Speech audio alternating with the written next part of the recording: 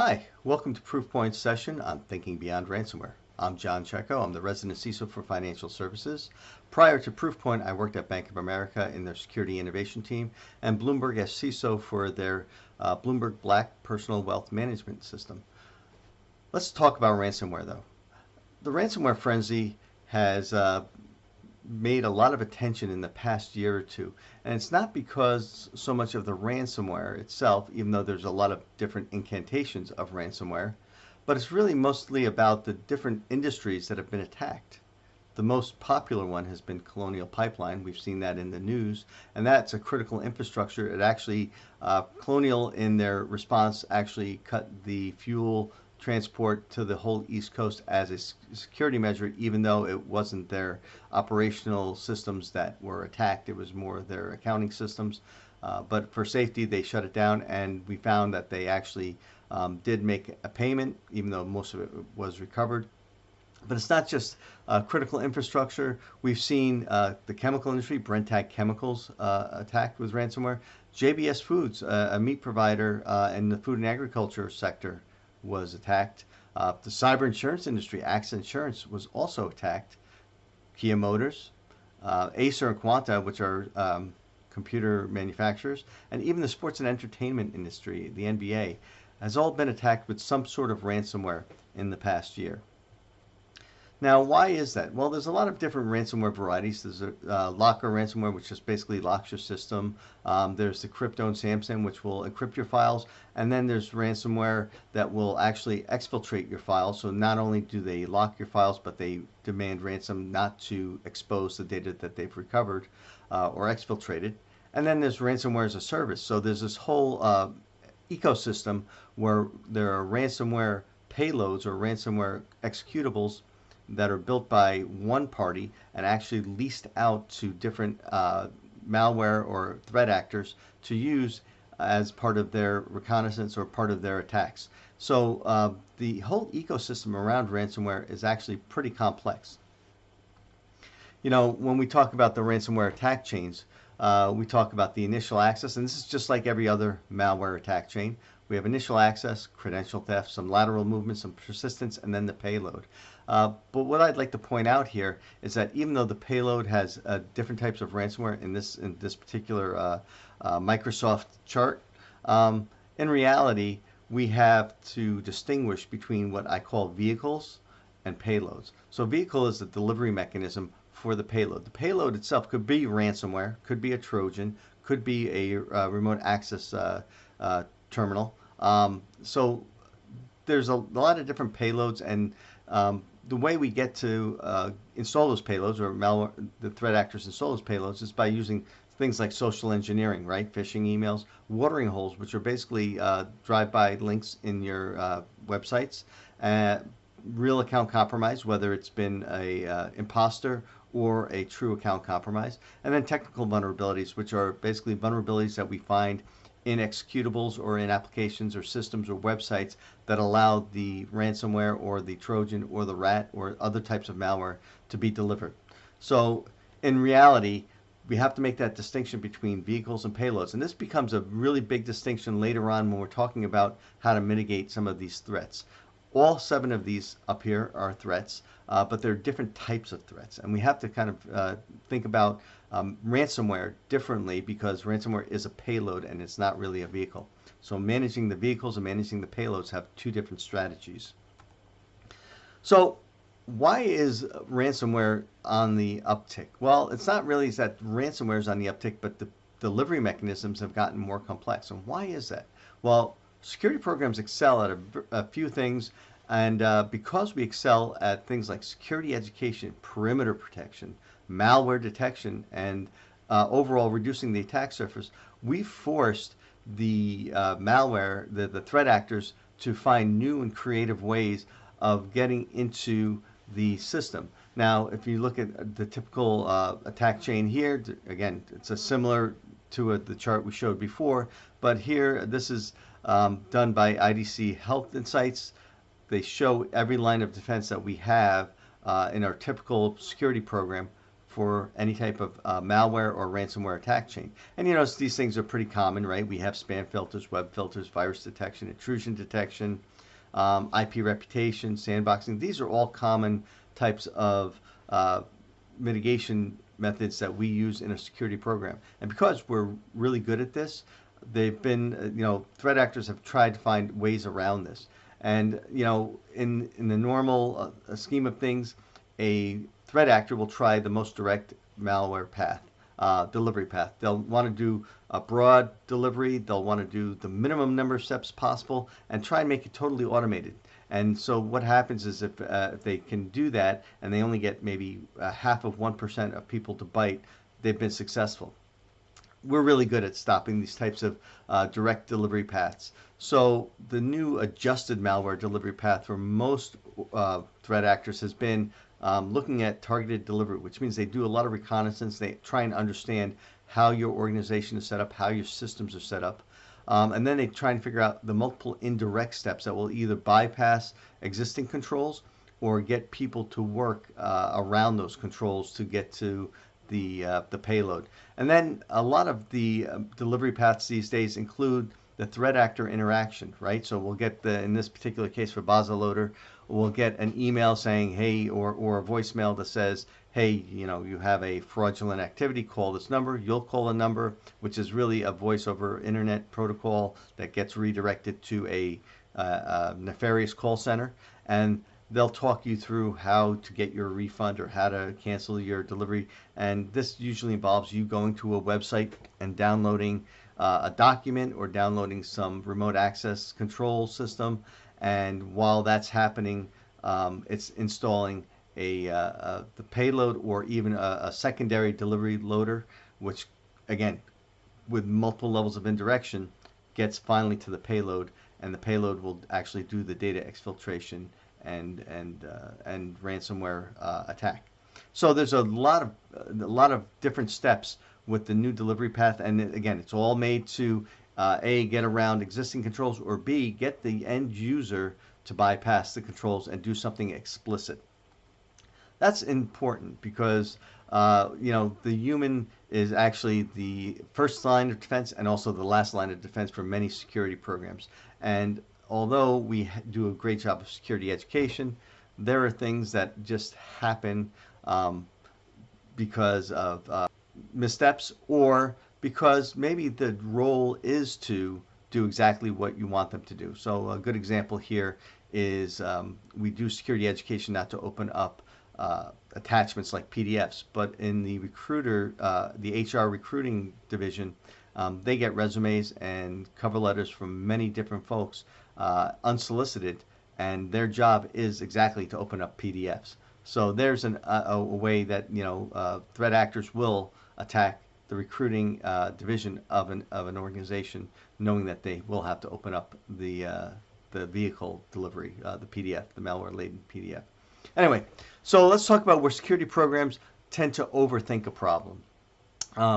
I know in some of the large organizations, there is something called risk tolerance, and when business divisions feel like the security team is being overbearing, they'll submit a risk exception. Unfortunately, this has grown to allowing the business to manage by exception. It's not really a good practice, but it's a practice that allows businesses to continue their revenue stream and still look good on the report, the board report saying that they've been managing their risks. Managing by exception is not really a good practice, and especially when you get into zero trust. When you do a zero trust, any exception in a zero trust paradigm will actually allow lateral movement or allow a much bigger impact than a zero trust normally allows. The second thing that I think we overthink is performance metrics. We tend to look at our solutions and security tools and look at the metrics and think about that performance and try and gauge that upward. But what we really are missing is what's the real operational risks that we're covering or not covering. So having performance metrics is, to me, a bottom-up approach, but looking at operational risks and seeing where the operational risks or the residual risks exist is really more of a top-down approach. Um, the other thing I think we overthink is trending. We do a lot of trending over, again, the performance metrics and attack vectors, and we try and use those trends to predict the next surge of attacks. And sometimes, just like the flu vaccine every year, sometimes we get it right and sometimes we get it wrong. But I think sometimes we get tunnel vision when we start looking at trending analytics and trying to do our, uh, our predictive analysis. The other area, and I'll touch on this briefly, was I think it's an over-reliance or misuse of standardized frameworks. To me, standardized frameworks are great. You have the CMMC model for maturity levels. You have NIST cybersecurity framework. At the policy level, you have ISO 27001 at the policy level, and then you have ISO 27002 and NIST SP 800-53 at the control level, and then you have STIX and TAXI and the MITRE ATT&CK framework at the use case level. That's really important to understand, is that when we start looking at the particular frameworks, we have to understand the use that it works for. If we start using it for, if we start using attack framework for board reporting, we're actually going down the wrong path there. I mentioned this before about delivery and payloads, the vehicle and the payload. When we start putting attacks and payloads, attack delivery and payloads in the same bucket and start trying to mitigate against them in the same way, we're really commingling apples and oranges. We need to look at attack delivery, or TTPs, as a separate type of mitigation than payload TTPs, and we'll get into that a little later. Finally, I feel, and this is just my opinion, is that we have tunnel vision on finding attribution and attaching threats, attacks to threat actors. While all that is important in some respects, it is not defining how you're going to mitigate a particular program. So look at attribution and threat actors as a nice to have. Is it necessary? Not necessary in most organizations. Some organizations, it is necessary to find out if a competitor is sabotaging you, or if it's a nation state, if you are a government organization, or if you are in offensive security where you do hackbacks. The attribution and threat actors is real important there. But for most organizations where you're just trying to be in a defensive model, attribution and threat actors doesn't play as big a part as the number of resources that we put into it. So that's an area where I think we overthink. I talked a little bit about frameworks and how to use frameworks and performance metrics versus operational risks. This is my cheat sheet on how to view metrics versus risks. On the left side, you'll see what we call risk tolerance, policies, controls, and use cases. Risk tolerance is usually done at the board level. Policies are done at the executive or cybersecurity management level. Controls are done at the cybersecurity operations level. And use cases are really where we find we have to put in our solutions to cover those use cases. On the right side, or if you see the bars going horizontally and ending up on the right, those are the different frameworks and how they fit into this particular pyramid. Note that it's not a one-to-one matching, right? Some ISO 27002 may have use cases. I have here also the security controls framework and the unified compliance framework, which are harmonized versions of controls. But again, there's a lot of overlap here, and I think you have to kind of take it with a grain of salt. But if you understand this framework, this paradigm, things go a lot easier, right? So that way, if we're looking at our solutions and our metrics, we're not applying them to controls. We should be applying them to use cases and find out how many use cases are covered or not covered by those controls. I talked a little bit about focusing on trending. Well, if we look at this actual data from TTPs in this, I believe this is the capital markets industry, we could see over a 6-month period that TTPs have varied wildly from social engineering in the first couple of months, and then we see the Cadero TDS and the exploit kits take the majority in the next couple of months, and then finally we see some VBA macros and some HTML attacks towards the end of that 6-month period. Basically, threat actors are really cognizant of the security systems that are out there, and they will adjust on the fly when they have to.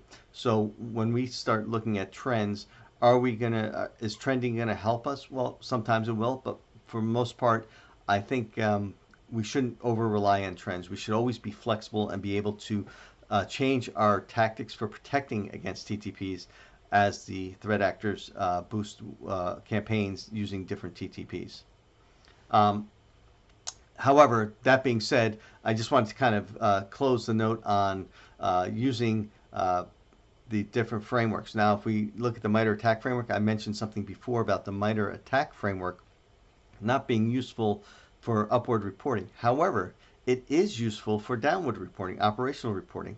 So where we looked at the trending here, if we actually applied data, our attack data, and categorize them under the attack framework, we could see that there are different areas when there are spikes in particular types of TTPs. This allows us to quickly adjust in a harmonized fashion to a new TTP that comes out, or see that where TTPs are declining. And again, this is great for performance and operational metrics. I wouldn't use this as a board reporting slide, though. If I were to talk about working upwards towards the board, I would actually look at the NIST cybersecurity framework. And the way I kind of would do this, and this is an example here, is we have the 5 different types of categorizations: identify, protect, detect, respond, and recover. On the vertical, I have the type of assets, devices, application networks, data, and users. This is actually from the Cyber Defense Matrix done by Sunil Yu. But we can start looking at where we have residual risks, inherent risks, and how we're mitigating those risks. I know I just put check marks here, but you could have any type of risk management procedure or metric you want here, whether you're using the FAIR or some other risk assessment metric. That's great. Or a maturity level. You can actually say how well are you doing maturity in these areas. But the other thing I want to show here is that from our original conversation about ransomware and the vehicle delivery, right? So we have delivery and impact. We see that mitigating delivery really works best on the identify, protect, and detect side of things. And the impact, the payloads, we should be focusing on detect, respond, and recover. Why is that? Well, if we are preventing ransomware from being in our system, the best way of doing that is looking at the different types of different types of delivery techniques that are being used, and be able to prevent them from ever happening in the first place, preempting them, or preempting the payload from being delivered. However, you have to always assume that at some point the payload or the ransomware will be delivered, and how you respond to that is not about identify, protect, and detect. It's really more about responding and recovering. And I'll bring up some terms from the 1980s: recovery point objective and return to operations. We need to understand back to these terms, because RPO, recovery point objective, says how much data are we willing to lose before it impacts the business in a negative fashion. So, for example, a trading firm, the RPO might only be a few hours, right? If you lose an hour's worth of transactions, you may be able to weather that storm from the SEC regulations and your customers. But if you had a 24-hour RPO, a full day's worth of trades is not going to fly. In fact, they'll probably bankrupt your company. So having the right RPO, depending on the company you have, is very important. The other thing is RTO, return to operations. How well do you recover? Can we do things using alternate systems or manual systems while we're trying to rebuild our applications or reset our applications? A lot of ransomware these days not only goes after the data, but actually goes after the systems and the applications that are running that data. So they're crippling your ability to return to operations, even if you have an RPO, a recovery point objective. So we need to understand how we can return to operations, either, and again, I'm using a term from the 1980s called hot backups or hot warm backups, that allow a mirrored system to be spun up in the event of a ransomware attack. Ironically, hot systems aren't very good because a ransomware attack will actually attack both the primary and the secondary systems. And again, for recovery point objectives, you have to be careful to make sure you isolate your data archives and data backups from your active systems in a way that the ransomware can't encrypt your backups. Those are the two areas that the newest ransomware is going after, right? Your backups and your systems, your recovery systems. So RPO and RTO, remember those terms. So if I had to actually sum up what we've done so far, and these key takeaways are not just what we've talked about, but some other different things that we'll explore. The first one, employing data lifecycle management. So in order to protect your data, right, have the proper RPO, you need to have a data lifecycle management. And that basically means identifying your data, knowing where it is, knowing when it's being classified as confidential, and maybe it becomes public at some point. And good example, trade data, right? Before trade data is settled, it's confidential, but after it's settled, it becomes public information. Same data, different categorization. So if you don't have data lifecycle management, you have to have some way of managing your data and being able to tag it. Tagging the data also helps you monitor where it goes and when it and how much of it leaves the system. With data lifecycle management, you don't have to do it all at once. You probably want to look at what you think your biggest crown jewels are and start from there, and then work your way up to different things. Doing data lifecycle management also involves a little bit of threat modeling, which we talked about earlier.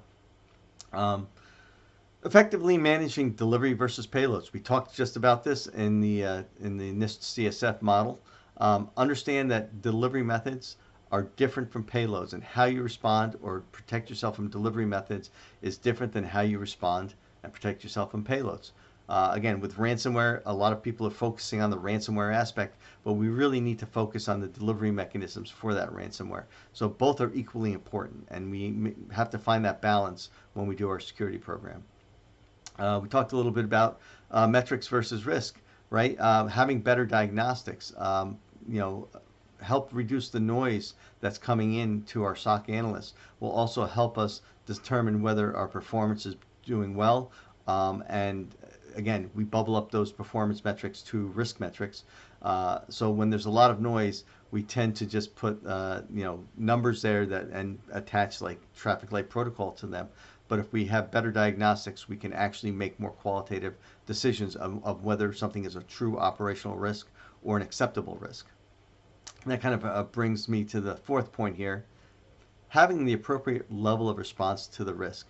So once you understand what your delivery mitigations are, what your payload mitigations are, you have to understand the risk that's attached to each one of these items, right? Attached to if your systems go down or if the data is corrupted, and have an appropriate level of response. You don't want to put too much weight on identify and protect when the actual risk is in the impact side, right? The response and recover.